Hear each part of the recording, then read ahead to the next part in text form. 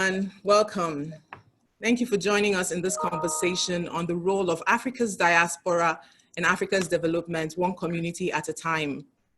This webinar is a partnership between the African Studies Center at UNC Chapel Hill and UNDP Africa and IDEF Africa. Thank you to our expert panelists for your participation. I appreciate your time and your invaluable contributions. My name is Ada Umenwaliri. I am the Associate Director of the African Studies Center at the University of North Carolina in Chapel Hill. I am also co-founder of IDEF Africa, a not-for-profit connecting, innovating, and informing actions towards the continent's development, one activity at a time. I'll be moderating this session. Before we start, I'd like to use this platform to bring to light the ills ravaging our society.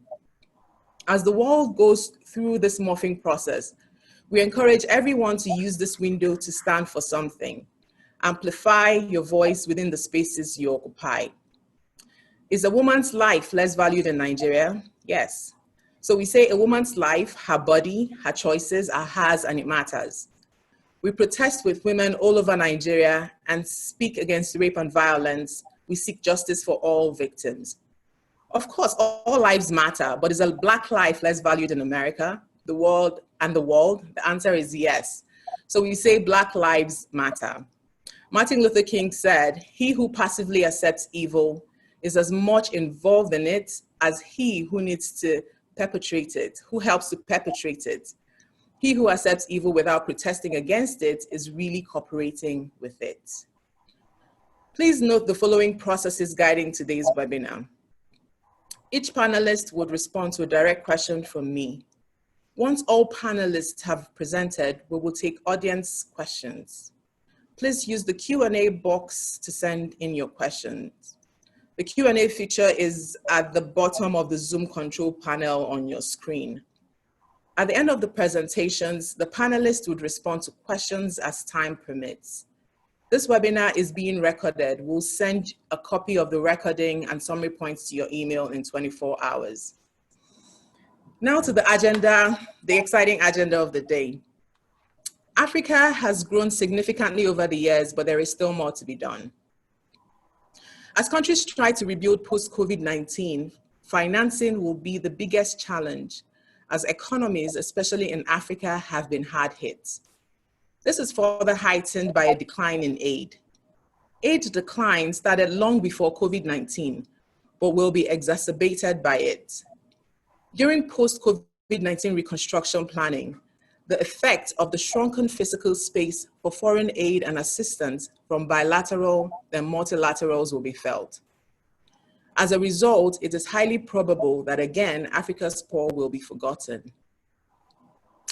Additionally, with the current global economic meltdown and limited opportunities, there may be a window for the diasporic population interested in diversifying their investment portfolio to do so in the continent now. The contribution of Africa's diaspora to its development is mainly assessed through remittances to their families. Diaspora skills, knowledge, market access, and familiarity with local culture and language can be deployed in different forms to impact development. Though some countries like Eritrea, Ghana, and Kenya are harnessing diaspora potential beyond remittances, the full impact of diaspora support remains largely untapped. According to a Brookings Institution report, despite such efforts, engagement with the African diaspora by governments in the region remains largely ad hoc with a few success stories. Today's webinar will attempt through our panel contributions to address the following questions. Number one, can Africa's citizens drive thinking and strategy for its own development?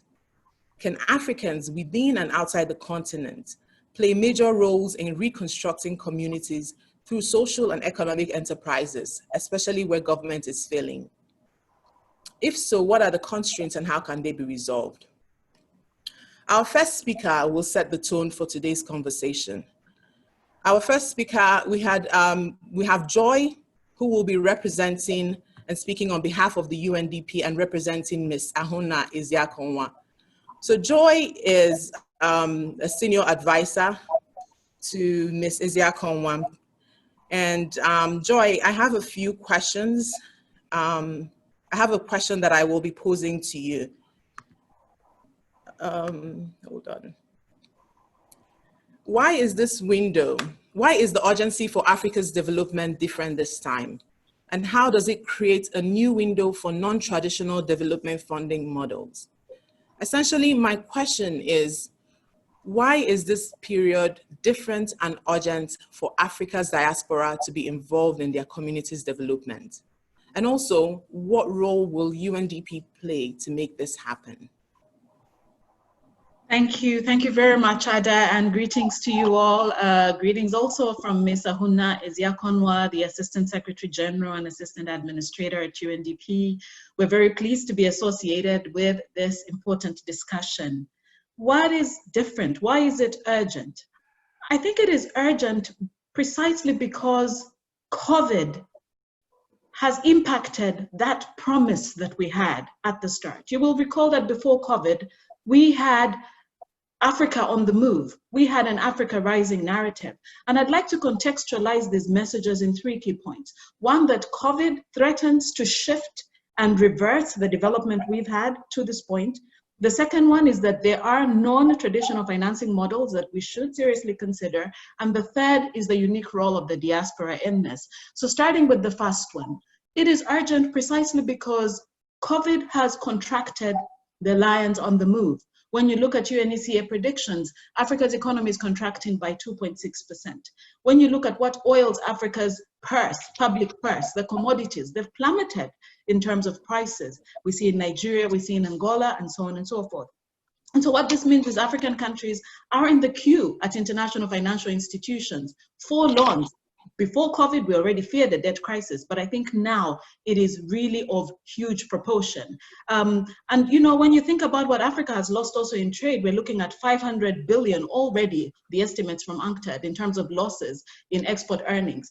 And what this really means, and these sometimes tend to be macro, looked at as macro things, but they really come down to the people. When you think about what it means for Africans engaged in the informal sector, Africans linked to trade directly or indirectly, women groups, youth, you're really looking at a loss of livelihoods. And therefore the urgency is precisely that what Africa relied on for its economy, for lives and livelihoods, has changed, has shrunk, has impacted homes immediately. Even if we saw apocalyptic predictions at the start, they have not come to pass on the epidemiological angle, but they're certainly with us when we talk about the socioeconomic impact.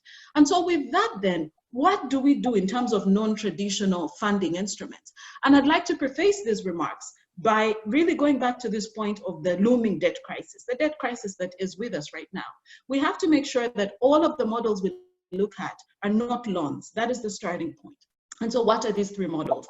I'd like to propose to you remittances, trade, and investment as the new sort of non-traditional financing, funding models. Why do we talk about remittances? Because as you said, Ada, many African countries rely on remittances as a financing for development model.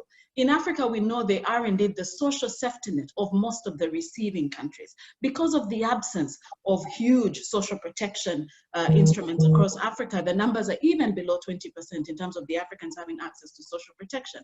The balance of that is filled by remittances. But remittances have been challenged over time for their focus on consumerism. Well, we know that the safety net angle is important, but we also want to ask ourselves, what could we do differently to make sure that this non-traditional funding model boosts African productivity? And so we do that by 2 things. One, we cut the transaction costs. Currently in some parts of Africa, it's over 20% for a transaction in terms of cost. We have to bring it down to the SDG estimate of below 3%. Once we have those transactions low, what do we then need to do? We need to pool these resources into pools, into bonds that can allow to fund Africa's productivity. And so I'm thinking about a sort of COVID-19 diaspora bond on the continent that allows for us, for example, to invest in Africa's medical industry. The second type of funding I'd like to propose for us today is trade. Yesterday would have been the day that we would have launched the start of trading, of intra-African trade on the basis of the African Continental Free Trade Area. COVID has changed that, but it has not killed the promise. Why is intra-African trade important? Because you unleash a made in Africa bonanza. You unleash incomes and increased livelihoods. You give a stimulus directly to the people. We have seen a rebirth of African production since the borders are closed and the supply chains are broken. We've seen the face masks, we've seen the ventilators, we've seen the PPE and so on and so forth. This footprint is not optimal. However, it demonstrates that it is there and should be invested in. And so I'd like to make the case for investing, financing models that invest in intra-African trade, because therein lie the jobs. The third model of funding mechanisms, in my view, would be investment. And well, we already know about foreign direct investment. We know what it has contributed. We also know its shortcomings. We need to look at COVID as the opportunity to correct those shortcomings. And the way to do this is to ask yourself the simple question: why doesn't Africa apply the rules that African companies would have to implement should they choose to invest outside of Africa's jurisdiction, in Europe, for example? And these rules are simple: that you pay taxes where you make money, you hire locals, and you add value where you are. This would help us to fight this sort of big challenge around illicit financial flows while creating new jobs, value-added jobs. The last point I'd like to make, Ada, is around this question of what then is the role of the diaspora in this entire conversation. What is different? What is different at this point is the window of opportunity. There is a reason why Africa was where it was pre-COVID, because of the nature of the development model on the one hand, because of the nature of trade policy that suffocated African production, and because of the way in which we handled investment policy as a race to the bottom, where Africa gives and gives and gives incentives to those who are considered foreign without extending the same to diaspora, to SMEs, to the informal sector. And so this window of opportunity is short, it is fast closing, but diaspora must grab it and grab it quickly. African leaders are looking for ideas. No one was ready. No one was ready for what COVID has laid bare. But exactly in that shock, in that look for answers, is where diaspora must position itself at the table, not just because of the dividend of remittances, but because of the power of the ideas, the power of skills, the power of technology that the diaspora bring with them. So I'd like to challenge that diaspora be that idea. And finally, what is UNDP doing about it? UNDP is leading the United Nations sort of UN system-wide socioeconomic response at the country level, working with countries, understanding with them what needs to be done differently. This is in 5 areas. The first one is bolstering health system. What is the socioeconomic imperative around strengthening health systems? The second one is investing in people, social protection, critical. The third one is what is the new generation of microeconomic policies that reach SMEs, that reach the informal sector? The fourth is the macro picture. How do we ensure we're not walking into this debt crisis that is evident before us? And the fifth is social cohesion. So I'd like to invite you to work with us, to tell us more, to challenge us on what it is that we can do differently. And we remain committed to supporting this in our integrator role. Thank you very much. More Joy. Let me add, Joy, Joy is the founding head of the United Nations Conference on Trade and Development, UNCTAD's regional office for Africa in Addis Ababa, where she spent 5 years delivering trade capacity building across Africa. Joy holds a PhD in international trade law from the World Trade Institute. She's also a member of the World Economics Forum Global Future Council on Trade and Investment. She's married and is a mother of 4 beautiful girls. Thank you, Joy. So you heard her power of ideas, power of skills. The window is open. It's the right opportunity for diaspora to see how they can help governments and countries all over Africa and beyond recover from the impacts and devastations caused by this conflict and by this pandemic and epidemic. So we would go straight to the next panelist. But before then, if you have any questions, audience, please use the Q&A box to send them in. We would ask your questions during the live Q&A session. I would also ask panelists to please mute yourselves if you're not already muted.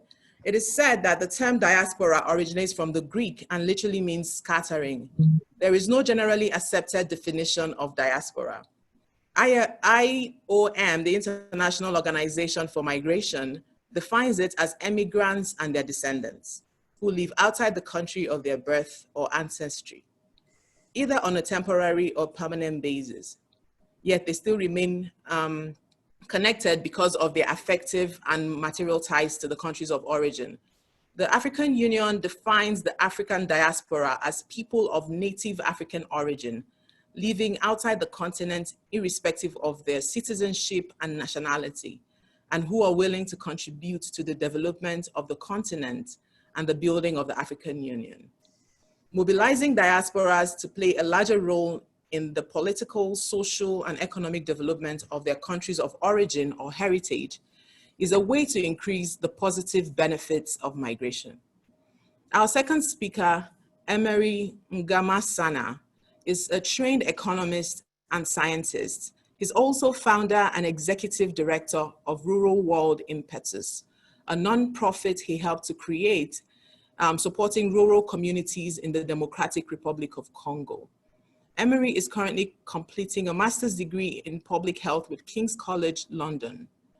Emery, please share your findings on the political economy trajectory of modern Africa migration and how it affects their contribution to the continent's development. Thank you, Dr. Ada, for giving me the opportunity to address this audience.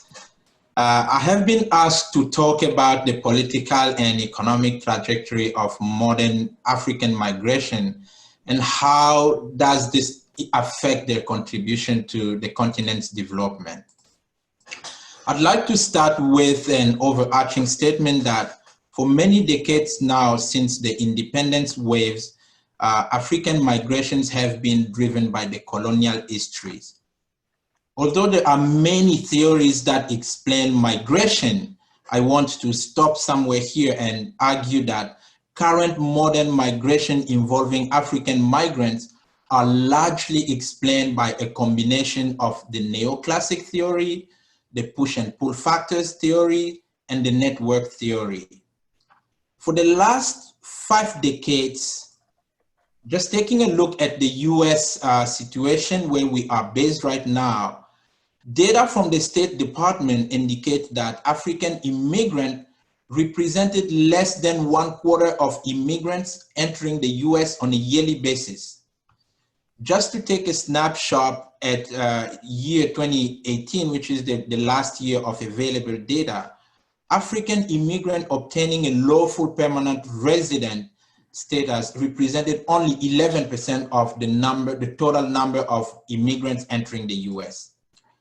Of those African immigrants who obtained their green card in 2018, about 47% were immediate relatives of US citizens, which speaks to the theory of network, which posits that once migrations begin, a network of migrants is built to connect migrant, former migrant, and non-migrant.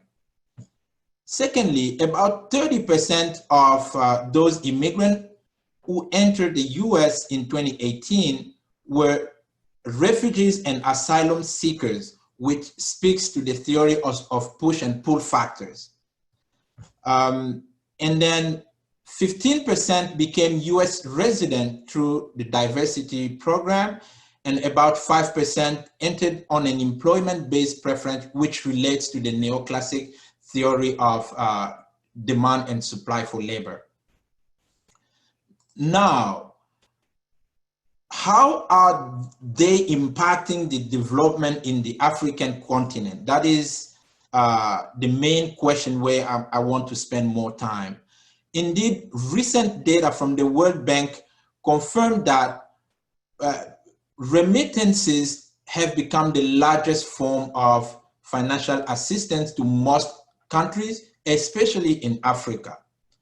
For instance, in 2019, African immigrants sent an estimated amount of 86 billion in remittances, which represented a 4 billion increase compared to the previous year, which is 2018. Considering also that a significant portion of African remittances transit through non-official channels, we can easily argue that these statistics are even underestimated. So we can see that there is a powerful and there is a room for opportunity for the African continent. Although this amount represents a significant portion of the GDP, of the African GDP, we should recognize that it is very difficult to assess the impact of this funding on some social indicators, like how many years of life have been saved through remittances, how many numbers of years of education have been gained through remittances. Often these funds are sent to support families' needs, which are endless. So given the failure of the system in those countries, immigrants are kind of bound in a vicious circle of remittances. Therefore, new approaches are needed to empower communities back home. And African diaspora can contribute to this objective, especially where the government are failing. However, there are structural challenges that are facing African immigrants. So I'd like to take a look at the US context. First, I want to borrow from the public health discipline the concept of prevention paradox, articulated by Geoffrey Rosen, which posits that preventive measures that bring large benefit to the community often offers little benefit to each participating individual. Therefore, individual immigrants are reluctant to invest in long-term community projects. Secondly, at first value, the global amount of 86 billion sounds impressive in terms of remittance, right? So, however, if we look at the average remittance that immigrants are sending back home, the amount is still very low because most of the immigrants are hardworking families living from paycheck to paycheck. So, some of them do not have the required background, for example, to pursue higher education, thereby leaving them with low-paying jobs. Nevertheless, there is a new trend that we have observed of African diaspora who have been fortunate abroad and who are taking steps to invest in Africa in different sectors. These involve non-profit and for-profit entities. Some of them are investing in hospitality, in housing. We have seen recently some community-based insurance that are set by African diaspora. And some of them, like us, we are trying to work in education and health. So these organizations need to be supported to implement their program and infuse a new dynamic in the African development instead of relying on this vicious circle of remittances that we could say has not really been very effective. So thank you so much. That is my last word. Thank you, Emery. Appreciate your contributions. If you have questions, please continue to use the Q&A box or email them to us using info@idevafrica.com. Successfully engaging global communities in development depends on a strong and sound knowledge of the diaspora population. Emery raised this point as well in his presentation. This also includes where they are, their community, willingness and incentive to participate in development initiatives, how to reach and engage them. However, all of this is not enough to foster a collaboration underpinning successful diasporic engagement. Underpinning a successful diasporic engagement is trust. Our third speaker, Hewan Girma, is the right resource to shed light on the importance of trust in partnership building within the diaspora. Dr. Girma is an assistant professor of African American and Africa Diaspora Studies at the University of North Carolina at Greensboro. A sociologist by training, she's currently working on her first book on Ethiopian return and repeat migrants. Hewan, you teach a course called The Making of the African Diaspora. can you please share the importance of social contracts and cultural networks in community developing, specifically focused on the diaspora in America? Please also highlight the role of trust and politics in success. Thank you. Well, thank you for having me, and thank you for organizing this very interesting panel. I'm already learning a lot, so that's always a good thing. So the course that I'm teaching, The Making of the African Diaspora, this is a course that is focused on both the old and the new diaspora. Sometimes from a continental African perspective, we forget that there is an older diaspora that has been around for a very long time. Specifically thinking about the Black Atlantic, which has over 400 years of history, and also thinking about the Indian Ocean diaspora, which is even less talked about, which is an older diaspora, of course. So any diaspora is usually a result of some type of disaster, such as war, natural disaster, economic instability, etc. And that has to be taken into account in terms of why people left their home nations in the first place, or regions. And diaspora is an ongoing process. Thinking about the newer diaspora, this is starting from the 1960s onward for the most part. So over the last 50 to 70, 80 years.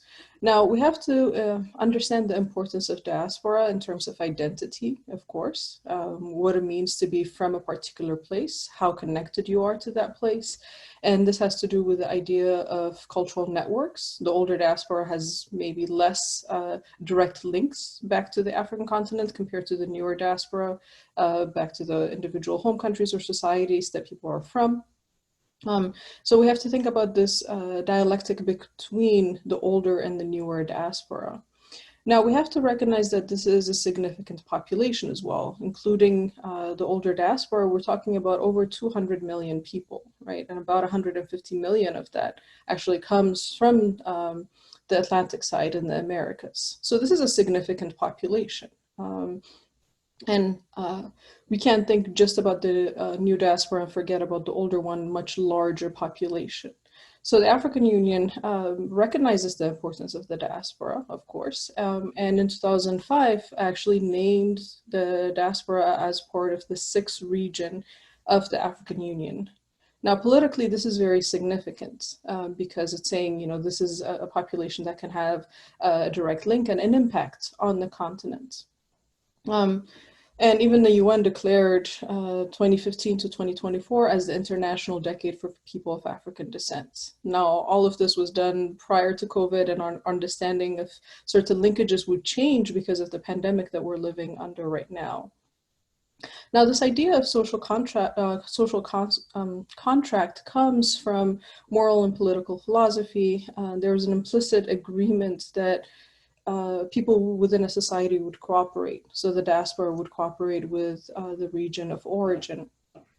For a lot of people, this social contract has been broken. If you're thinking about people that came in through the slave trade, there is a very big disconnect because of it. If you're thinking people that are fleeing their home countries because of warfare, political instability, economic instability, there is still a big disconnect. Regardless, when we just heard about the level of remittances that are that Africans are sending back to their home countries, so there is still an investment in the society, regardless of the political situation in those home countries. And I think that's one of the things that we need to keep in mind, right? The political system might be disconnected from the people, and people might have reservations on that front, but still they are contributing to their home countries, to networks, individual networks or cultural networks. Sometimes this can be based on ethnic identity, can be based on religious values. But overall, I think that's something that we need to consider, not just of the new diaspora, but also of the older one. So the trust in political systems may be one factor, especially if governments are the ones leading the call for investment from the diaspora. But for the most part, remittances and any type of assistance usually does not necessarily go directly through government offices. It does not go through, larger organized systems, but more on a one-on-one, which is why it is such a good network for to protect the most vulnerable segments of society, because it's a one-on-one, linkage, as opposed to something that is funneled through the government, funneled through a lot of different things. Now, this is not to discount the importance of government diaspora funds. For instance, Ethiopia has set up a significant diaspora fund and has been very successful in being able to mobilize the diaspora in the Americas and elsewhere. And usually those can be funneled to larger projects as opposed to one-on-one individual meeting of needs, etc. So I think that's something to keep in mind. So I want to really emphasize the fact that we need to tap in not just to the new diaspora, but the older diaspora, and create linkages for these populations, such as African Americans. And we need to think about a global Black identity, tap into racial solidarity to be able to assist the African continent. Now, Ghana is a really good example of a country that has done this historically, because it has been able to tap into the African American population. Even in 2019, they had marked this as the year of return, and creating a lot of linkages between the older diaspora and the new country. Now, tourism as an industry is not something that is doing really well under COVID, of course, but there's still that linkage that has been established that I think that we can take advantage of. And I'll end here for my comments.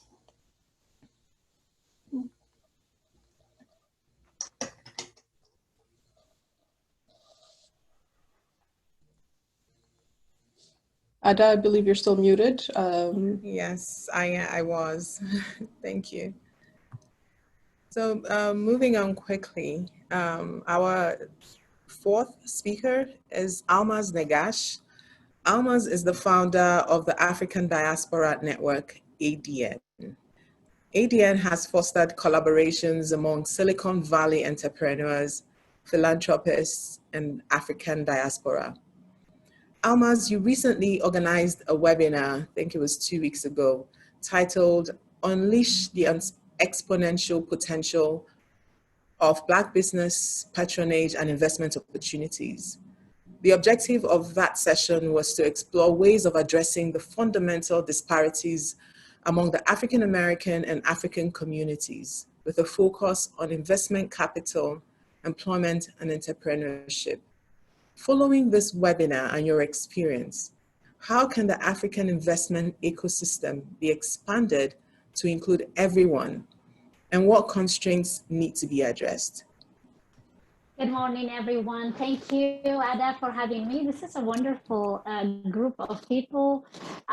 It's also interesting that I'm hearing similar things that we do and that we care. So actually, it's something that ADN cares about, and most of us on this panel and in many places, we care about the engagement of the African diaspora. But I'm going to really speak from the contemporary. I think Hewan called it the new diaspora and the historical diaspora. I think it's very important to have a context about what I am going to talk about.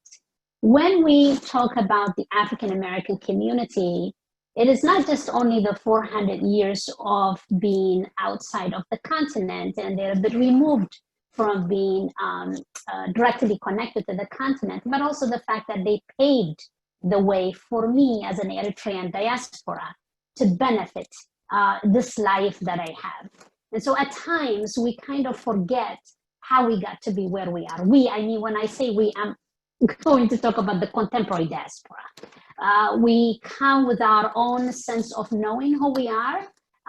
We know where we come from. We are very aligned and connected to the continent where we come from. We come with no generational wealth. And so when we come here, all we do is we work very, very hard. I know this because I'm married to an engineer, also from Eritrea. All we've done the first 15 years of our marriage is work so hard so that we create generational wealth for our children. This is a typical life, if we are lucky, that you go to school, you find a good job, and then you start to really create a system and that would allow your children to have something to leave behind. With African Americans, on the other hand, I'm just gonna say this because this is something that I care deeply. And in order for us to have an open and honest dialogue, we need to really recognize what we're talking about. For every, just an example, this is a recent study by McKinsey. For every 3 family members of white, 3 family member of a white, a family with 3 children, or a 3 member families of white group makes $171,000 per year versus an African American of that same number of family making $17,600 per year. I want us to think about that. When we see anger, when we see injustice being spoken outside, it is not because people are angry for no reason. There is an embedded and fundamental disparities that African Americans have faced. This is also coupled with many different things: lack of access to good education, lack of access to housing, lack of access to food, lack of access to income or well-paying jobs. When you put all these things together, you have a serious issue where it becomes a little bit of dicey sometimes between the new and the old diaspora. The question always is, how is it possible that they just came from their country and now they are able to reach this point? What is missing in between is this sense of relationship that we have not built, the trust that we have not built. And if you don't have the relationship and trust, which Hewan talked about that earlier, without relationship and trust, I don't ever see anything happening. And if it happens, it actually just goes down very quickly because it's phony. You want to build that relationship and trust. And I think, Ada, when you asked me, is there an opportunity for this to happen? Can this diaspora investment ecosystem be wide? Yes, it can, but we do have a work to do. And I take that on myself, and within our board and our advisory council, we are doing everything we can to actually be true to ourselves. When we talk about the diaspora, I cannot speak on behalf of African Americans because I would be the most inexperienced person to really represent their plight.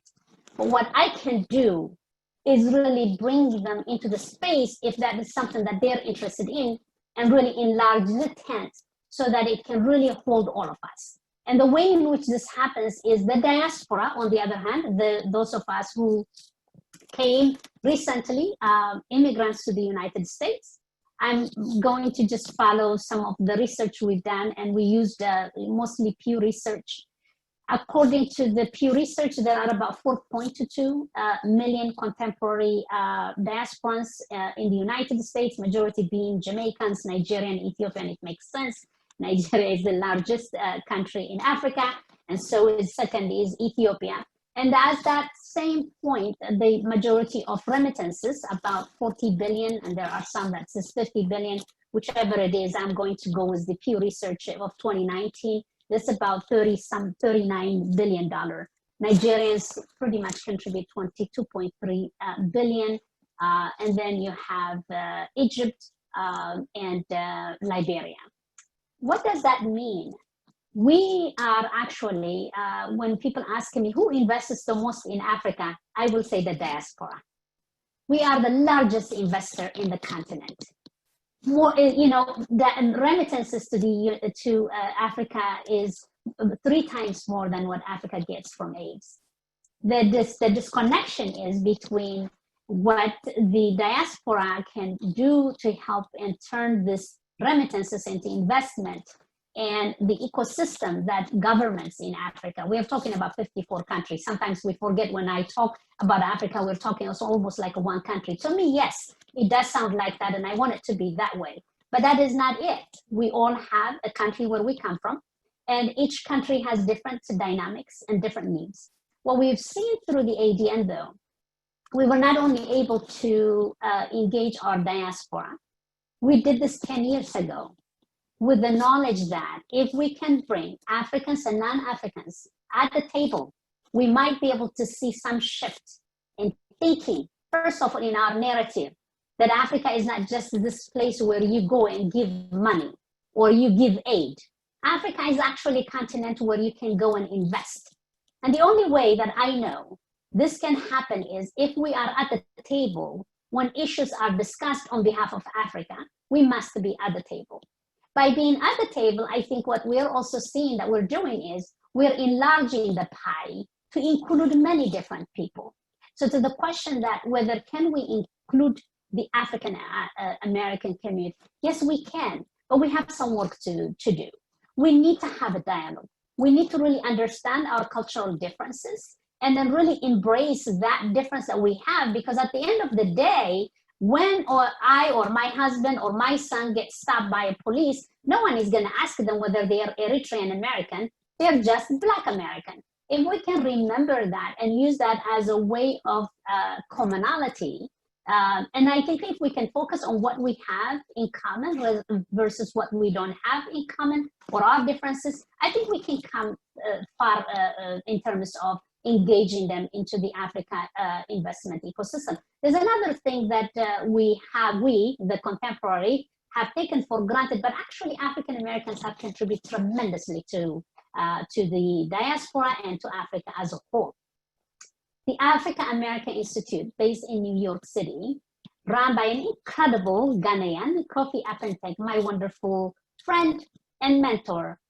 They started that by African Americans in the early 1960s to try to bring Ghanaian students for scholarship to the United States so they can get educated and go back home and provide the services that is needed. So they have actually invested in Africa. Apartheid didn't go away by itself. It was thanks to the African Americans' contribution that we did. So sometimes I think we forget that. And what I want to do to your question, Ada, is that all of us have a job to do, to be aware of how we got to be where we are, and then how can we bring this community together without being too uppity about our own identity and start and stay being very proud of I'm a Ghanaian and I am a very proud Ghanaian. I'm a very proud Eritrean. So what?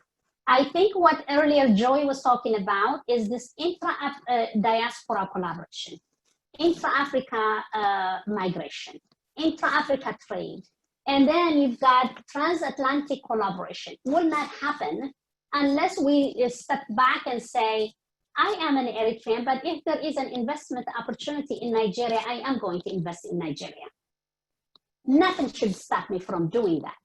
The only barrier that we have created for years and years is because of our own colonial mindset too. And that's something that we have not really recognized, because when we came here, I can only talk about myself. When I came here, I just felt like I was indispensable and I'm not just a Black woman, I am an Eritrean woman. And of course, it was very helpful. It continues to be helpful. But is this the way we want to create a relationship and build the trust? I don't think so. I think we need to be able to have an honest and authentic discussion with our African Americans, because my hope, and it's not just a hope, we're doing it and you'll see it in the days and weeks to come, in the months to come. What we want to do is really open up this opportunity for African Americans, not only to invest and co-invest with Africans from the diaspora in Silicon Valley and around the US, but actually really invest in Africa. They want to, and some of them do, and they probably do more than any of us combined. What we want to do is provide them the opportunity, because this space has been closed out. We have to be honest about it. We've been congregating, we continue to congregate with each other. We need to open up, be vulnerable, and really allow them to come in. Without that, I do not see any change happen, but it is my hope, and that we all in this panel and in this group that we have with the audience, we will actually have this authentic discussion to realize what we have done, our own assumptions and preconceived notion about African Americans must first go away. I have work to do. We all have work to do. And then we can come at the table. But by just having this Black Lives Matter and we all join them now, and then what happened tomorrow? That is something that we need to be aware of. So I'll stop there, and I look forward to more of the discussion. Thank you. Thank you, Almaz. Yes, I agree with you. There is definitely the opportunity, but we need to be open to have authentic and honest dialogues. The key ingredient, of course, is time. We should give it time, and we should have like a deliberate plan and effort at fostering trust and losing the silos that we've created for ourselves. Before I introduce our next speaker, when Emery spoke, he referred to me as Dr. Ada. I know Nigerians take pride in their academic pursuits and accomplishments. I have a PhD on my list, Emery, but I'm yet to strike that off. But thank you for thank you for that. I wanted to clear the air about that. Our fifth speaker, Professor Paul Lubeck, is my friend and mentor. After years of research and living in northern Nigeria, Alhaji Paul Lubeck speaks proficient Hausa, knows someone that knows someone in Nigeria, and calls Kano home.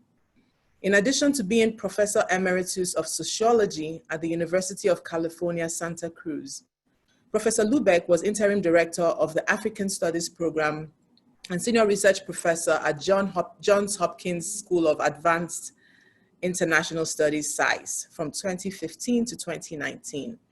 His research combines a nuanced understanding of cultural and religious practices with the analytic tools of regional political economy and global networking.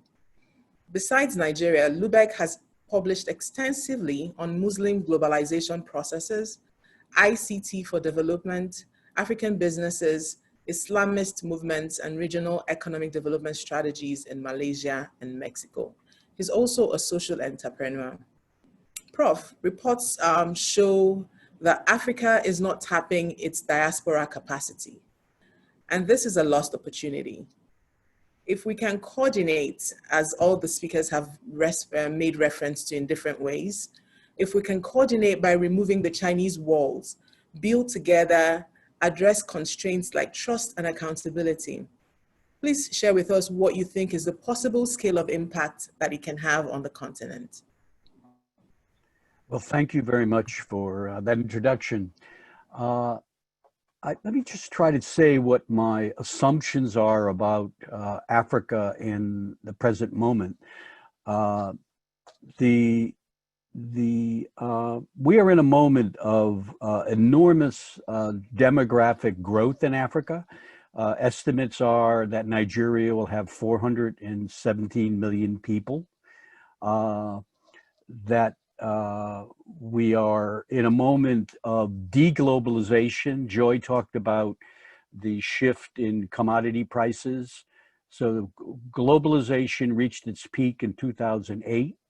And so you want to begin to think about what it's going to mean in Africa, where commodities, price of commodities, especially oil, is not going to provide the income that previously it supplied.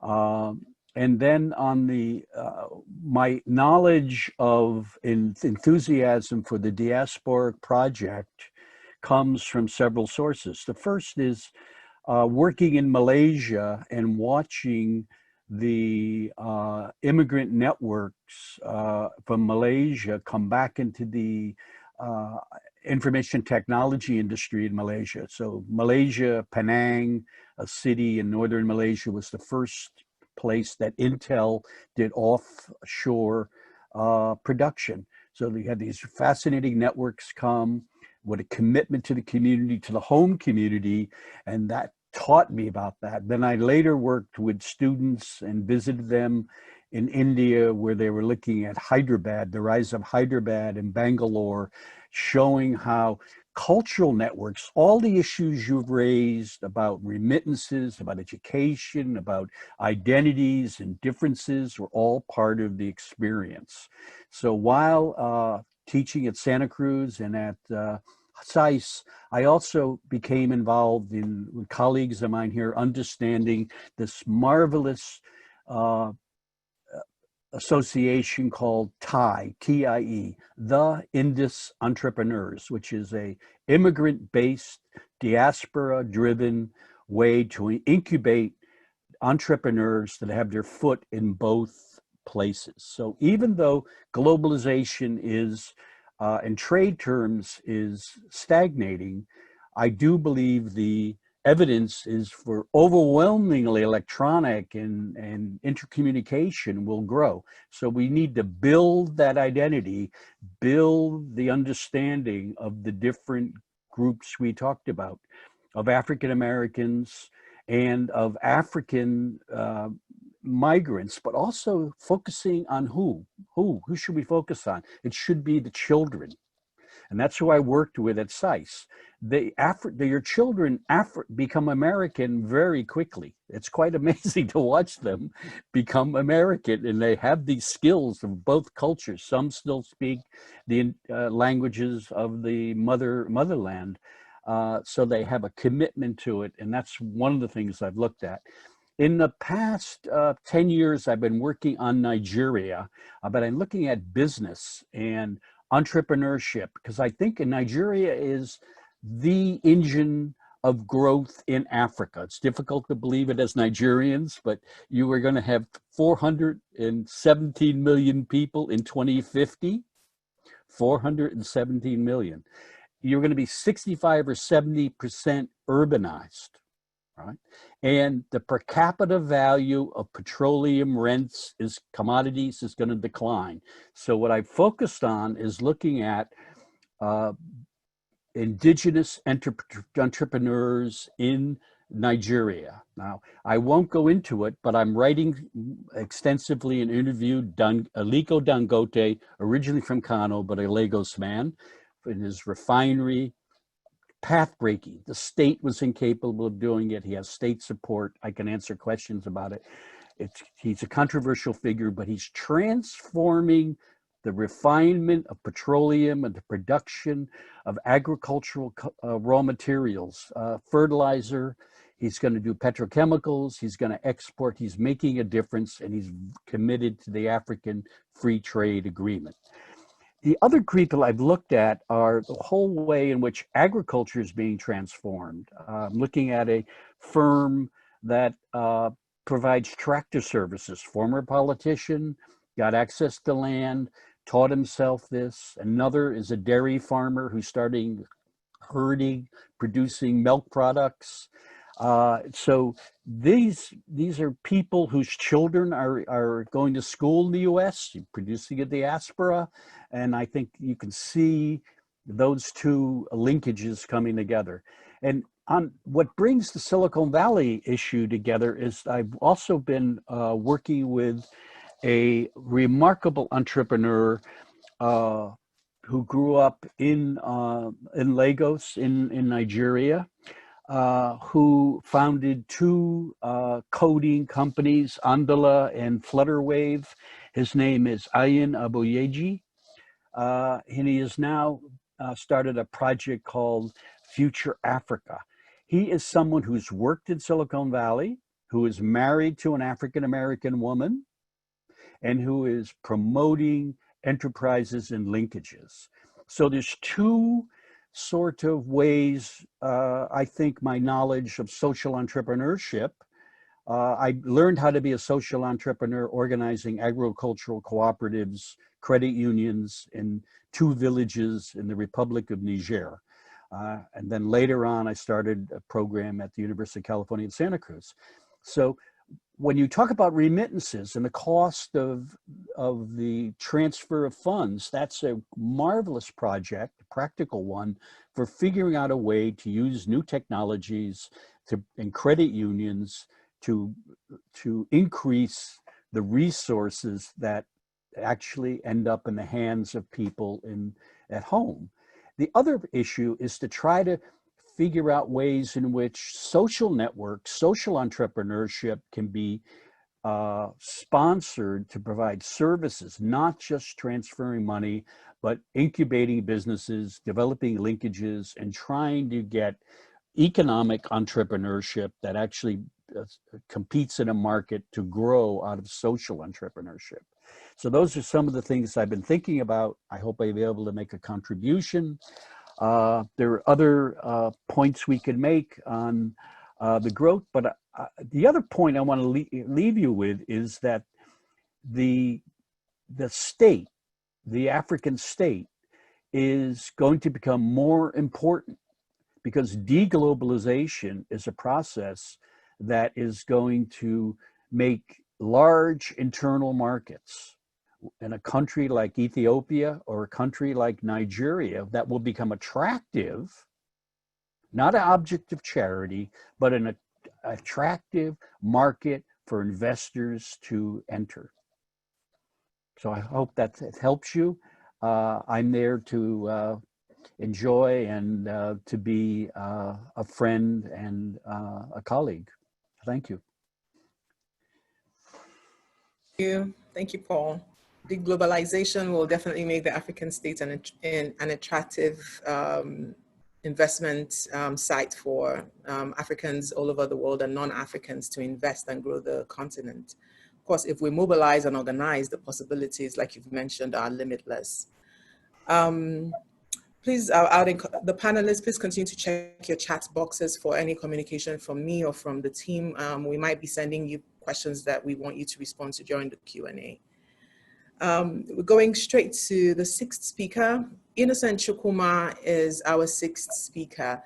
Mr. Chukwuma is the Ford Foundation's Regional Director for West Africa. He is a social entrepreneur and is globally renowned as an advocate for human rights and good governance. Innocent, your research paper, which you wrote a while ago and for the Imo State government's consideration, focused on how to mobilize diaspora remittances for social impact investments in Imo State. I found it to be quite exhaustive and an exciting piece to read.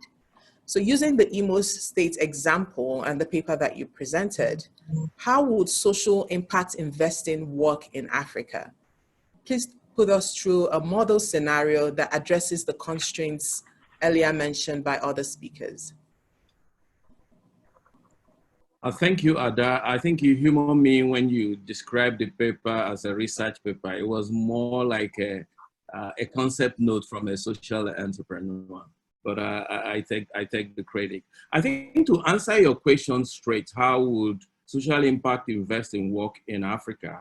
One can say directly that it will work if diasporans who through their remittances are the largest impact investors in Africa and not DFI, as people make you to believe, are treated as such. If they are pampered the way foreign direct investors are pampered, where you have policy regimes, policy framework, government going around the world to meet so-called FDIs to bring their investment in Africa. I think if we begin to treat them that way, we may be at the cross of turning something. Then the other one, which is where I differ a little bit from earlier speakers, is that diasporans and the investment they bring need to be cultivated at different levels. There is certainly a room for continental engagement. There is certainly a room for national level engagement. But in my view, more importantly, they need to be engaged at the subnational and local levels where they come from. Why do I say this? Two things. One is that African states, for the most part, are, if you like, state information. And because of the diversity of our people, the lack of trust in government, getting them to begin to invest at national level is something you need to work, it's a goal rather than where you start. So it's actually where they are comfortable investing in, which is at the local and state levels, that we need to engage them. And that was part of the experiments that I was involved in Imo State. But for the benefit of the participants who are perhaps new to the whole concept of social impact investing, or impact investing for short as we in the sector use it, is essentially investment with intentionality of making social and environmental impact while generating financial returns. It was one of those concepts that people come up with when they go on a retreat in Bellagio. This one, at this time, funded by Rockefeller in 2007, but has over the years gained currency, especially after the SDGs came into effect. Because of the gap in financing SDG, it became clear that depending on development finance assistance, philanthropy, and government spending, we cannot attain the SDGs. So the whole idea of where do you get the investment that would support the realization of the SDGs came in, and impact investing came to provide that. And since then, you have seen organizations tracking how funding is flowing. If you look at the Global Impact Investing Network, you see how it has grown over the years in Africa. Here in Nigeria, a study done earlier in the year by the Impact Investors Foundation showed that the investable funds for impact has actually grown from 2015 when they started tracking it, where it was basically about 1.9 billion, to 2019 when it has grown to 4.7 billion. And we are celebrating it, which now takes me back to diaspora. Imagine 4.7 billion in a country where, depending on the stats that you use, in 2018, we were told that Nigeria received $24.3 billion in diaspora remittances, alone, and nobody is doing it. In fact, that year it was instrumental or instructive in the sense that what came in through diaspora remittances was more than double what Nigeria gained in 2018 in terms of revenues from oil and gas, which is our largest sector. Now, oil and gas, we have ministries, we have advisors and all of that, and nothing happened. So looking at and asking myself as a social entrepreneur, what could I do to support what was happening in Imo State, where I come from? Because a new governor was elected in 2019 that seemed to have the support of the people. And then one started looking at, we can actually help the state to develop a framework for using diaspora remittances, essentially to address such social impact investing as health, education, and housing. And we broke the numbers down. Yes, Nigeria received 24.3 billion in 2018. Where are these remittances going to? And arguably, the southeast part of the country received the largest part because of the people of the area and their culture of going back wherever they are. They're organizing in communities and all of that, and asking themselves, what could they do at home? And we realized that on estimates, Imo State was arguably receiving about $2.5 billion every year. And that is an area the new governor needed to tap into to essentially address the program he came in with. And then we worked with him to organize what we call the Diaspora Summit. It's actually held January this year, where we brought and invited all indigenes of the state to come and discuss how they can contribute to developing the state. Because already 70% of their remittances were going to consumables like paying school fees, paying for somebody to who is getting married, meeting the healthcare bills of their parents, and they are already doing this. So if we find a way where the remaining 30%, where they are doing, which they are investing on, things like real estate and all of that, could actually be channeled with support of the state through much investing, can grow. And also address a basic needs that they have, because we all talk about diaspora remittances, but when our diasporans get into trouble, when they are in conflict with the law, when they do things excellently, do we celebrate them? Nigerians are languishing in prisons around the world, and nobody lifts a finger. Actually, what some government officials do is to essentially publish their pictures. So, but there's a lot that can be done if a government is there when they are in need, as we are seeing from stories around Black Lives Matter. So many of the cases, or some of the cases of people who are in conflict with the law may actually be pure innocent people who, because of their color or whatever, are just held behind bars. So out of that summit, which held in January, we now have committees that are working with the state in these three areas. In the area of education, they are basically looking at adopting the public schools in Imo State, which, by the way, were built by communities. These are schools built by communities. But when the state took them over, they ran them down. And the whole arrangement is for them to take care of investing in infrastructure, while government continue to pay for the teachers' fees and do teacher development. In housing, it's essentially how can you create a community health insurance system where they can contribute wherever they are, and then the state's primary health care centers and general hospitals can provide these services. In housing, it involves creating what they call diaspora estates in the 27 local government areas of Imo State, which they hope will attract a number of things. One, you will have a place where a nucleus of diasporans, and diaspora in Imo State is broadly defined to include not just those living outside Nigeria. Anybody who is outside Imo State is an Abroadian, as we traditionally defined it, so that they can have a place instead of building mansions in their villages that are dead wealth. They can have a place where such buildings and estates can, through an Airbnb framework, be rented by those who are coming in instead of everybody building a house.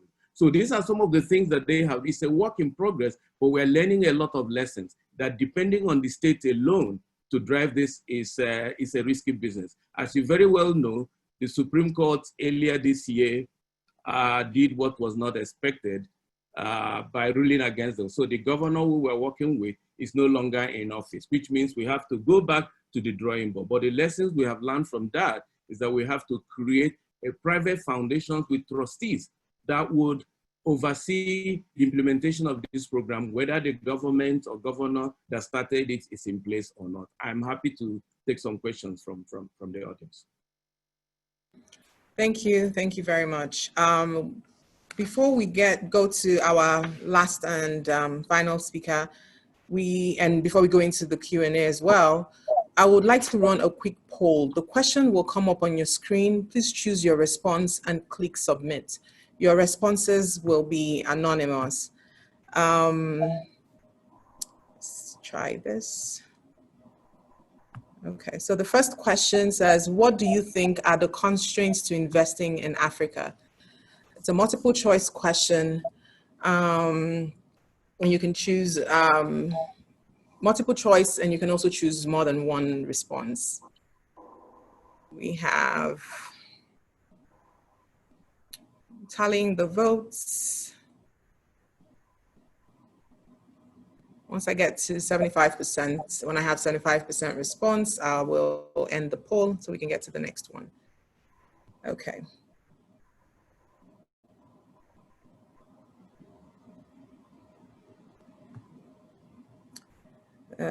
Share the results. And then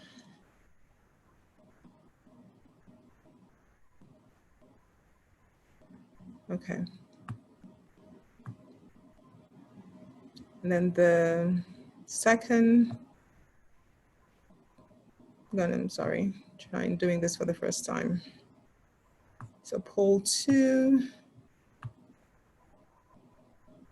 If you could, would you invest in a social enterprise or an economic enterprise? Tallying the votes.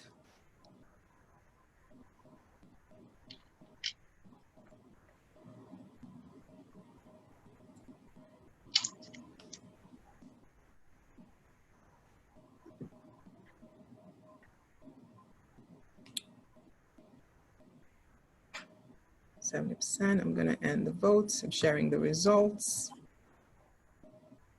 Stop sharing. Poll 3.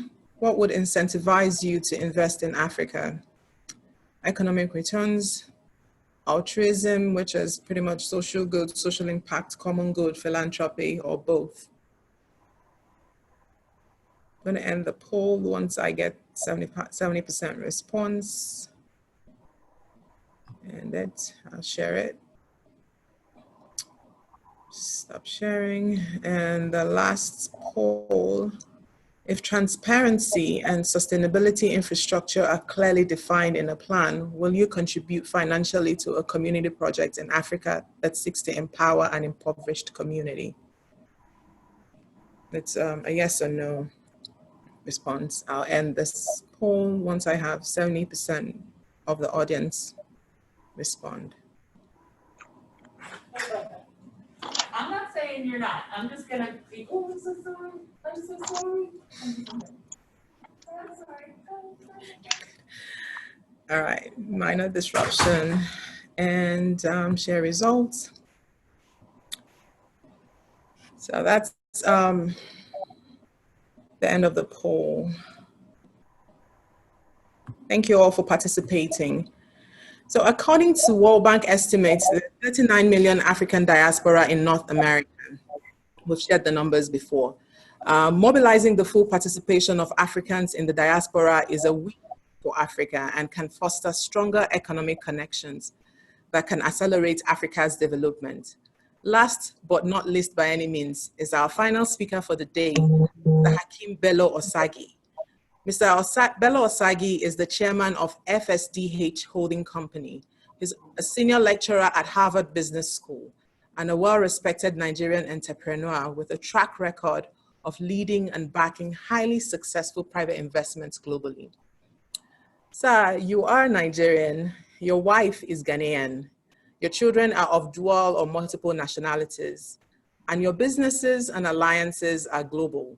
And you've managed to nurture partnerships that defy norms and cuts across political and social boundaries.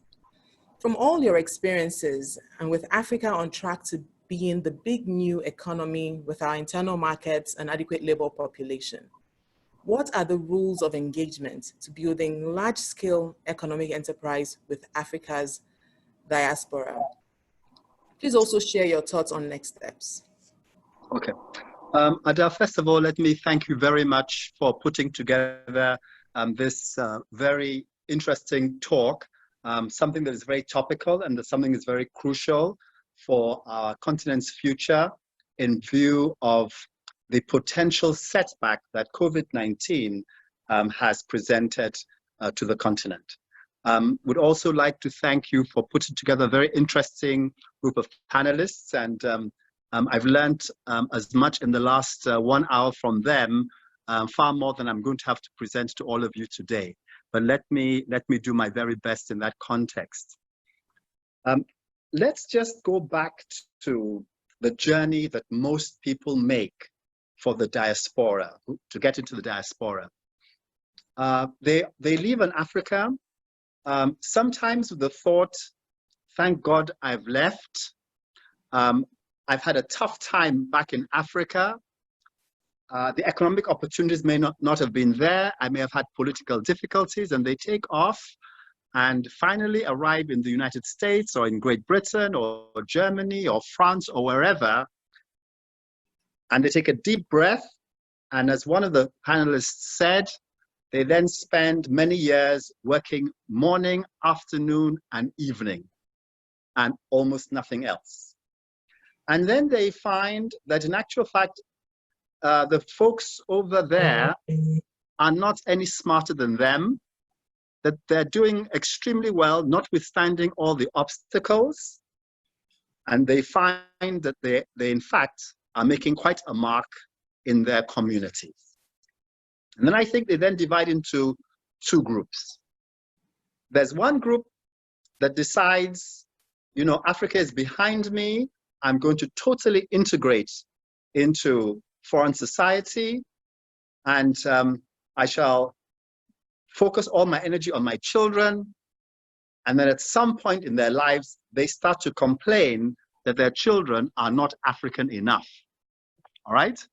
And then there's a second group of people who are deeply involved, and after a while, certain emotional strings start to tug in them, and they start to think of the old continent, and they start to say to themselves, yes, I'm doing very good in the United States, but maybe some of the issues of Nebraska and Iowa don't make me tick and don't give me passion. And they start to think of life in Kenya, in Uganda, in Ghana, in Nigeria, and what's happening there, and shouldn't I try to be doing something? And they, of course, at that point start to think of how to connect their children with Africa, and they want to bring their children up in two different cultures. And they then start to send money back, and after a while, it's deeply appreciated, and they then start to say, how can I engage more fruitfully on the African continent? If they're working in a large company, they start to consider, if it's a hotel company, can I work in the Africa division of that hotel company? If it's a software company, are there ways in which I can engage Africa, or should I become an entrepreneur? And as a professor these days, I constantly come up against a lot of Africans who are in that situation, and they're asking the question, what can I do? How can I help? How can I get involved? And among a lot of my students, the question is, do I go home or do I stay here? And what's the best thing that I can do?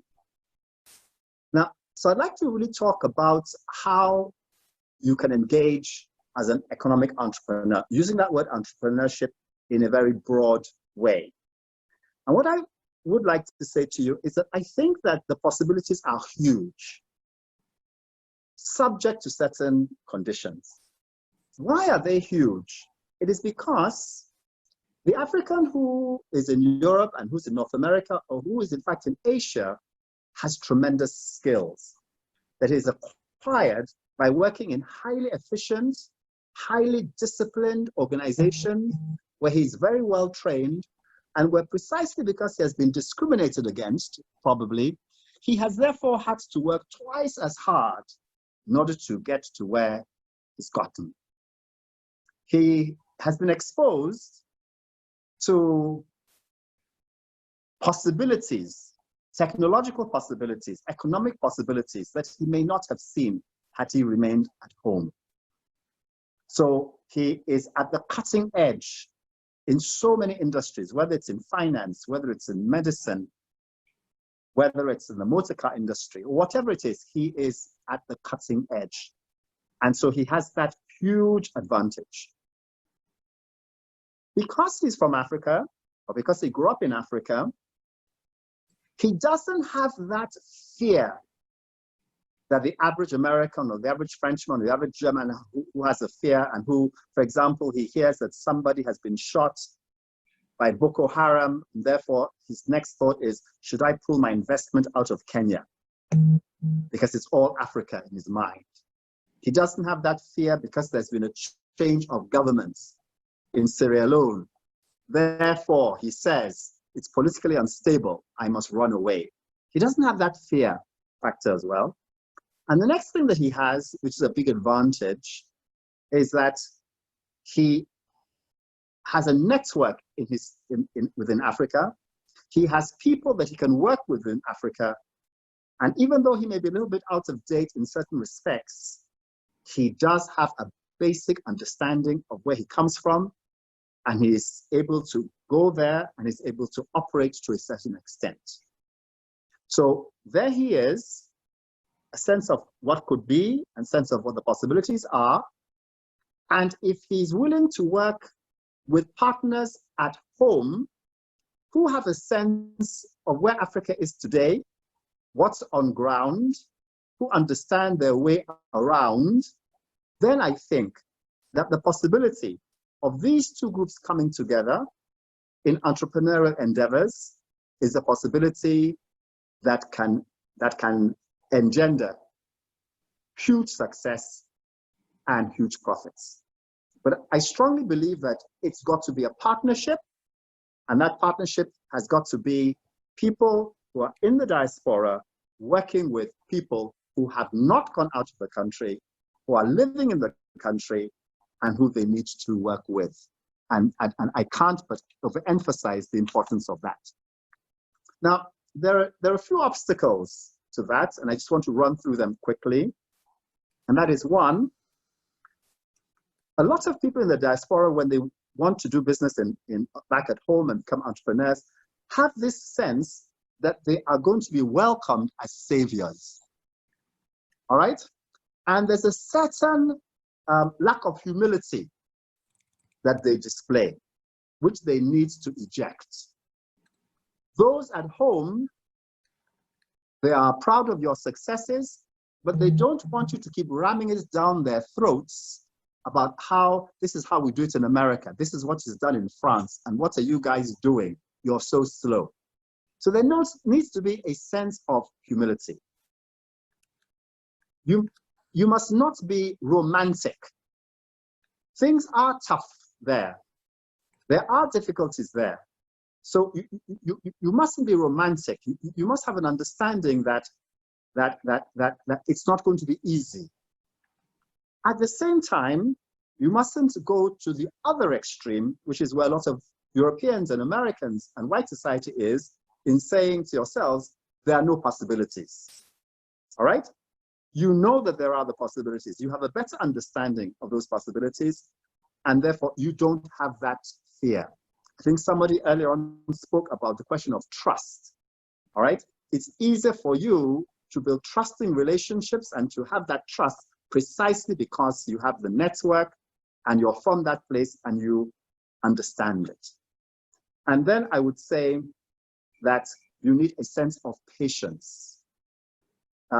If when I meet Africans in diaspora, I have to remind them that please don't be upset if something doesn't happen in a week. All right? It may take a month in Africa. That should not tell you to get on the next plane and go home. After all, it was probably 15 years ago or 25 years ago that you got your passport to leave the country. And I'm sure it took you more than 1 week to get that passport. So stop whinging, about it. So there needs to be an issue of patience. But above all else, those of you in the diaspora, you are an important bridge. And I can't overemphasize that issue of being a bridge. You are the crucial bridge which, in a world that is deglobalizing, in a world that is delinking, I see you as a crucial bridge that restores connections, that restores relationships, as the Chinese have done successfully, as the Indians have done successfully, and because you're so highly educated, and probably the most highly educated of the immigrant groups, you are uniquely placed to solve and to create that problem. I'd just like to make one last point before I close, and that's just to say to you that, that it's also important that African governments show an appreciation of the ways in which the diaspora seeks to get involved and engaged in the continent. Their contribution must be respected, and where, for example, we want to create bonds or we want to create transactions that use the remittances of Africans in the diaspora, those remittances and those projects must be subjected to the highest levels of transparency and accountability. And it should not be that just because they're money from our own people, that it can be used without governance. Thank you very much. Thank you very much. We'll go straight to, thank you so much, Mr. Belo-Osagie, for your very succinct but very straight to the point points on the importance of humility, trust, patience, as the diaspora seeks and to be the connector and the bridge that links both continents together and helps in transforming our economies. Thank you to all the panelists for your points. I appreciate your time. We'll go straight into the Q&A. I see a question from Ola Williams. So he says, pre-COVID migration away from Africa was clearly on the trajectory of increasing Africans in diaspora, and with the expected benefits of remittances cycling back for social and family development within African communities. However, now with COVID, do you envisage an ebbing of this migratory trend? So a reduction in migration to this way. Maybe Hewan, was that a point that you want to respond to? Question that you want to respond to? Sure. So if my understanding is correct, is migration going to stop or decrease because of COVID? Because of COVID, yes. I would say no, definitely. I think for formal, legal, documented migration, we're seeing a lot of restrictions on that front. We're seeing governments that are saying we're restricting possibilities for even visa holders for people that are migrating because of technical skills and all of that. So on that front, that might decrease, but at the same time, clandestine migration, undocumented migration is most likely going to increase because of the effects of COVID in those societies that are going to be highly impacted, where economies are going to be significantly impacted, social structures are no longer going to have the strength that they had before. So overall, I do not believe that migration is going to stop. The face of migration or the format of migration might be different, but it's not going to end anytime soon. Okay, thank you. There's a question on, can we share specific examples of diaspora communities that are making an impact on the continent's development? It's a question from Jim Ngokwe. Almaz, would you like to respond to that question, please? Yes, I actually would like to shout out to Ethiopian diasporans. They have done an incredible job going back home, reinvesting, and so are Nigerians. So it depends. Whenever we think about Africa, we need to continue to think about country by country. And so Ethiopian diasporans, Nigerians have done very well going back and forth, and they're not afraid of it. I like to mention and just shout out for my former chairman, Cruz, the founder of More for Africa. He has done very well in really not only just bringing out that idea that Africans can actually be technologically savvy and innovate and do things that many people probably would not imagine. So it's almost his dream is to make More for Africa the Amazon for Africa. And I think it takes someone like him and his brother, as a co-founder, who have done it. In Ethiopia, you would get similar examples of not just individual entrepreneurs, but also a group of Ethiopian doctors who are putting money together from the United States to actually create a very well put together and incredibly top of the line hospital in Addis Ababa. Real estate is pretty big deal in most of us who come from the continent. But I would also say that other diasporans, and I always think about the Liberians who put every single penny they have to send money back home, and they do the best they can. And I still continue to think, even though they are sending the money to support families, I would like to see that money actually being spent. I think someone maybe was Innocent who mentioned 30% of it to be for investment, because I think people are sending money. And my question has always been, is remittances the end of all? No, a remittance is not very easily scalable. So we need to really think through how can we take that 30% or 20% and invest it in something that is going to benefit the community. But I would say that Kenyans, Ethiopians, and Nigerians have done very well in going back home and creating ventures. I think someone mentioned earlier, the founder of Flutter Wave.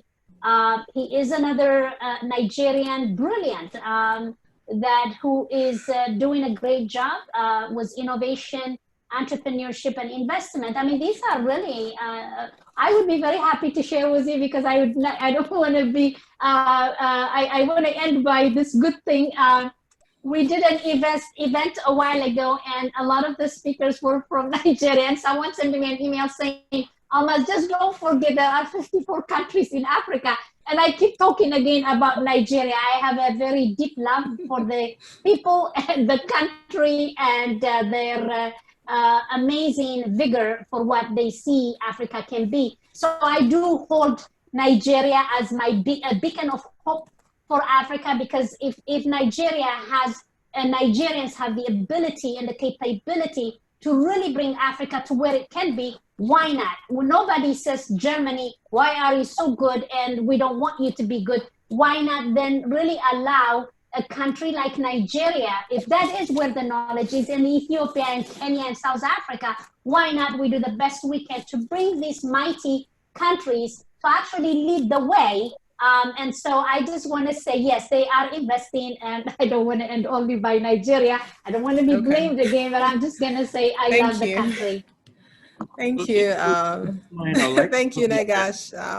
I'd like to come in on this because if you look at where diasporans are investing and unpack it from national level to local level, you find out that every country on the continent, the diasporans are doing amazing things at the local level, because wherever they are, they organize around the ethnic group, around states, around local government, and whenever there's a problem or an opportunity back home, they come together to contribute and do that. So it's something we should not forget whenever we are talking about diaspora remittances, because when you look at it at national level alone, only a few countries pop up. But when you disaggregate to state and local level, there is no country in Africa where the diasporans are not active.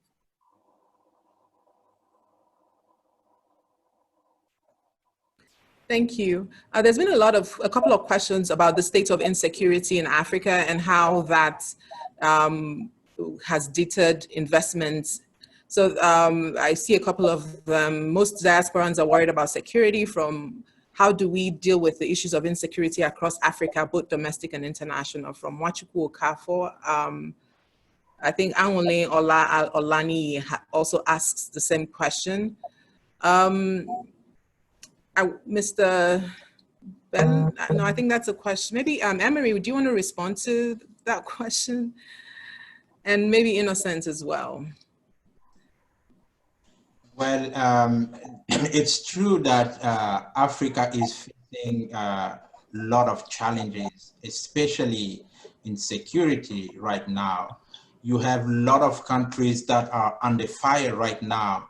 If you take Nigeria with Boko Haram, if you take Niger and Chad, you take Cameroon and DRC, there are a lot of instability there, but that does not at all impede people from investing. Instead, we have seen growing momentum where the governments are failing to provide for the people. We have seen a growing momentum from the diaspora actually doing something, because as African, we have something that is unique to us. We would not let our families or our community down, even if the government is not doing anything.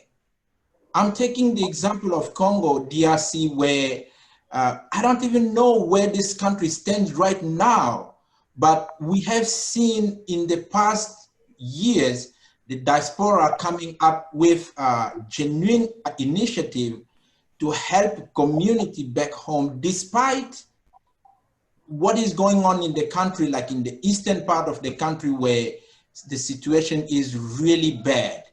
So I would like to say, yes, there is instability, but how to fix that instability, it's beyond our capacity in this forum, I think. Yeah. The problems are very complex. We can, I don't even know how to fix that. But I want to just raise awareness that there is hope to do something even in the midst of this instability. Doing impactful actions in the community. It should not deter us from really engaging into the community, but instead we should use our passion for the continent, for the countries, to do something. So as Professor Hakeem said, things are not easy. It's not going to be easy like here. And with that mindset, you know, it's going to be like a boosting force that is going to help us to move forward. That is what I can say. Okay, thank you. So if I can comment, insecurity is certainly a challenge, but it depends on the lens with which you are looking at it. If you're looking at it from a tourist perspective, where you want to go home with your family and all of that, it's certainly a challenge.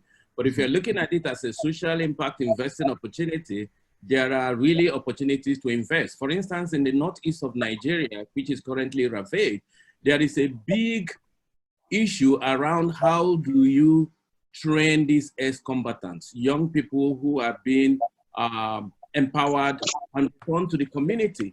And right now, politicians are the one getting the contract and doing a bad job at it. Whereas in places like Afghanistan and Iraq, there's actually a huge industry about how do you retrain and reinsert child soldiers in such a way that they can be more useful to the society. So that's a social impact investing opportunity there for you.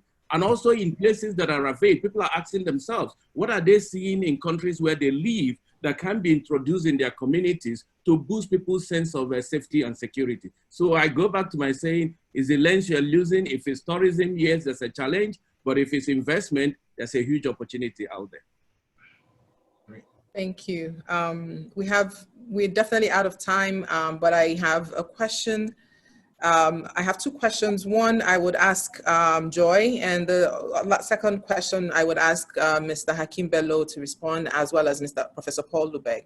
So Joy, the question from Matt says, what are the reasons that the unique resource richness of the African continent is still not able to be translated into large-scale economic prosperity for the African nations, and what might be the solutions? If you could keep it to a minute, that would be helpful, please. Yes, indeed, to a minute. Thank you, Joy. Thank you very much, Ada. This really comes down to natural resource governance. How it is that we structure, first and foremost, the contract of engagement. In my earlier intervention, I spoke about this race to the bottom, that these investment treaties, these bilateral investment treaties, have been used as a place to document legally how much more Africa will give in spite of what is the imperative for development.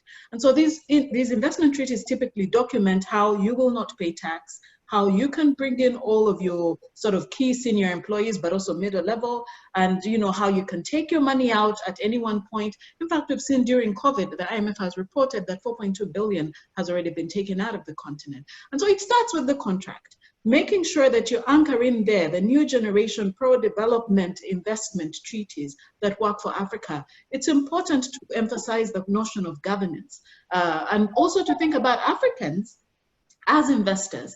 We have the AFCFTA.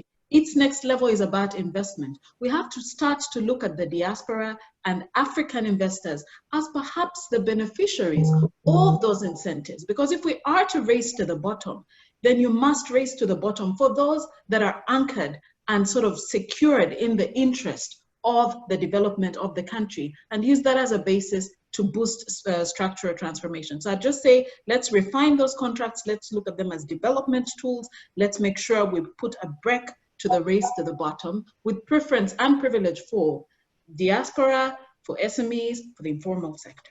Thank you.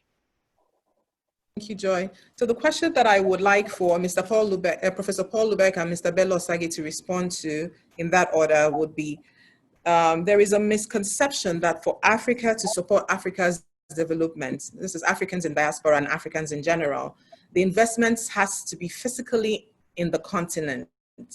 But we know that this is not true. Can you share how transatlantic investments located in America or Europe can affect the continent?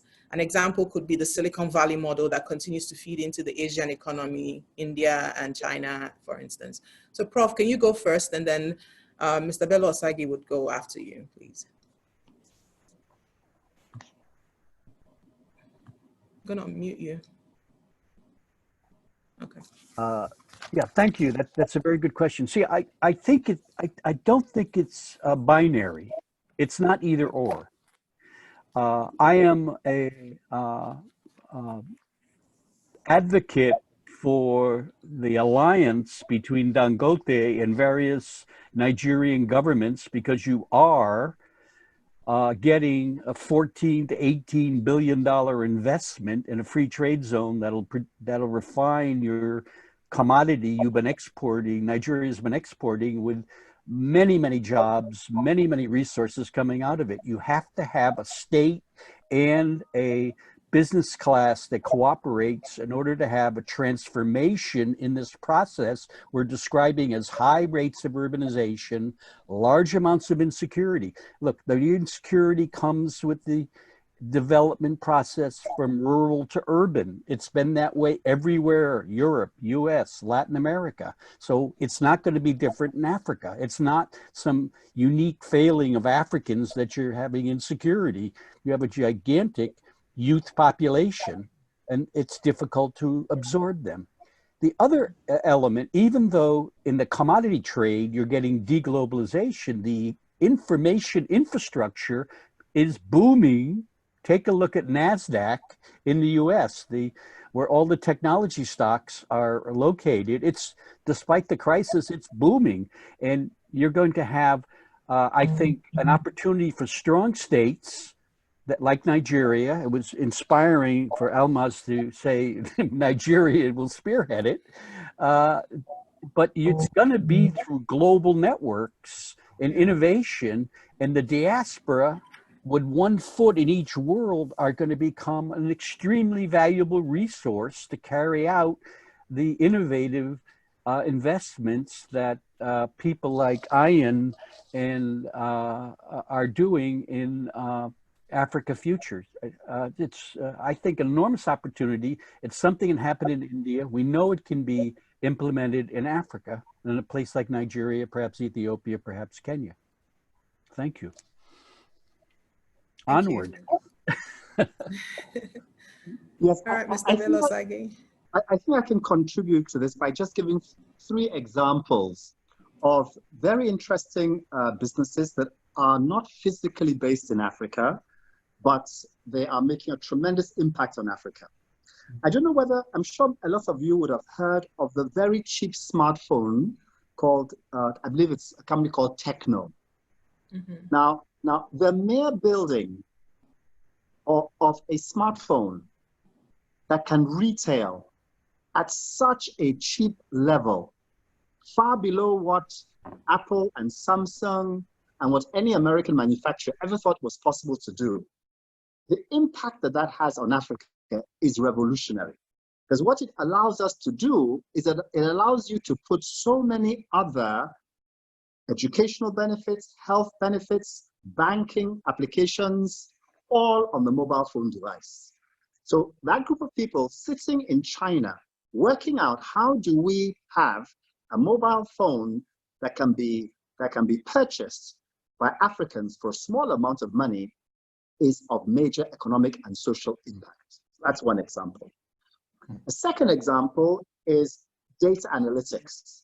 We are going to see the impact of data analytics as it now begins to interrogate mobile phone records, hospital records, telemedicine, et cetera, et cetera, et cetera. And that is something that may not necessarily be working on the African continent, all right, but its impact will be felt there. And then the last one I'll give is what I think is going to be very big and which we'll all have great fun with, is the music industry.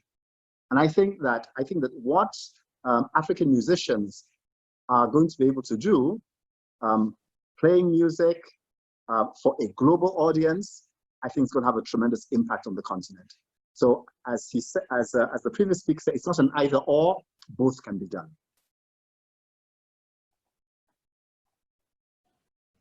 Thank you. Thank you so much. Thank you, my panelists. It's been interesting, and we can all see that the audience have also benefited immensely from your knowledge and your experiences by all the questions that we have. It's been very engaging and it's been a good use of an hour, 30 minutes. So ladies and gentlemen, in ending, we know that the African diaspora is important and capable of informing growth and development in the continent through their investments. We agree that investing in Africa, a continent in development, can be risky. Hence, it is consensus that conditions for investment like policy, regulation, trust, coordination, and transparency infrastructures need to be in place. In essence, an enabling environment. Investment can take different forms, and supporting Africa's development does not imply that the physical presence of the investment be situated in Africa. The landscape is promising, and we will be sharing our activities that's targeted towards moving our outputs into tangible outcomes. So please stay tuned. If you are working in the diaspora space and would want to collaborate with us, please contact us at africa@unc.edu or info@idev-africa.com. It's africa@unc.edu, and the second email is info@idev-africa.com. The 2 emails will be in the Q&A box. As usual, a replay of this webinar will be sent to your email along with a summary of the key points discussed, as well as a copy of the poll results. I'll close out today's webinar with a quote by Mr. Belo-Osagie himself.